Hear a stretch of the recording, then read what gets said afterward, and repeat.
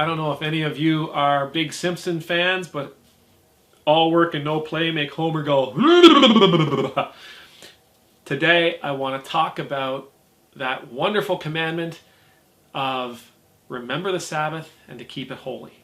My name's Ed Trevors. I'm an Anglican priest in the Diocese of Nova Scotia and Prince Edward Island, and I serve in the wonderful parish of Christ Church, Shelburne, in the beautiful, amazing town of Shelburne, Nova Scotia. You know, I'm working from home now, and it's difficult. It's difficult to try to find your footing. But there's been a couple of pitfalls that I wanted to share with you, and it relates especially to the second half of that commandment. So the commandment is remember the Sabbath and keep it holy. And what I want to talk about especially is the idea of keeping things holy as a way of making sure that you're taking your Sabbath. By the way, holy means set apart. So when we make something holy, it means to set it apart. To take it and move it away from everything else and set it over there all by itself. I don't have to tell you how important it is to take time off. We need to take time off. We need to take a few hours off every day, and we need to take days off every week, and we need to recharge our batteries, and we need to replenish our spirits and our souls, and we need to eat properly and all this. And you all know this. I'm preaching to the choir. But one of the things that can happen to you and I when we're confined to a particular space, when we can't venture out like we normally could, where we can't visit parks, or we can't go shopping, or we can't do the things that we would normally do to reduce our stress, our boundaries end up getting really, really muddled. And that's where this idea of keeping it holy comes into play. I have an office space. You can see my desk behind me. I work at my desk, and I keep my desk holy for that purpose. If I find myself reading at my desk, or if I find myself trying to relax at my desk, then what happens is my brain ends up being triggered about work.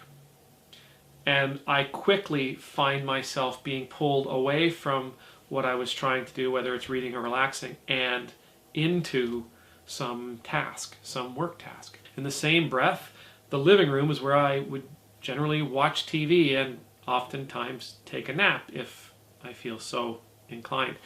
It is not a place where if I bring my work into the living room, my work doesn't get done in there. Because the living room is not a place for work. The living room is a place for relaxation. And this has been something that's been really key to me. Realizing that not only do I need to take time away from work, but I need to take time away from the things that have been designated for work. I need to make sure that I set those things apart. We sort of have to do a little bit more compartmentalizing when we're reduced to working from home. Your office is the place where you work. Your computer is something that you work on. I had this example today. I often find myself using my tablet for work purposes. But I also have all my books on it. I have my e-reader is on there. And at first it was this real, oh well, it's a sign. It's about a convenience. It's about efficiency. Everything's on the one tablet. But what I found is, as I'm sitting back trying to read and sitting back and trying to just enjoy a book, emails will pop through, notifications will pop on the screen, and I can't necessarily escape the work that is out there waiting for me. And so what I've done is I've gone back to this crazy invention called paper. Books apparently come in paper. And I've gone back to using this ancient e-reader that I had from like 5 years ago. And I'm now able to fully embrace that time that I have set aside for reading. It's the same with my phone. People sometimes get annoyed with me. I can't reach you. That's right, because I turn my phone off. If I'm working, my phone is turned on. If I am not working, my phone is laying on my desk, away, apart. I try as often as possible never to sit at my desk unless I am going to do some work. If I have to use my office for other things, I use another chair. I use a chair. I use our couch. I use the floor, whatever it takes. But I don't sit at my desk, because at my desk is where I do work. So the reason I'm telling you all this is because I want you to be able to relax. I want you to be able to rest. And I want you to be able to follow that commandment, because like all the other commandments, remember the Sabbath and keep it holy is ridiculously important for our health. It's ridiculously important for our spiritual well-being, for our mental clarity, for our desire and our energy levels and our passions. It's important for our creativity that we have that space between work and life and relaxation.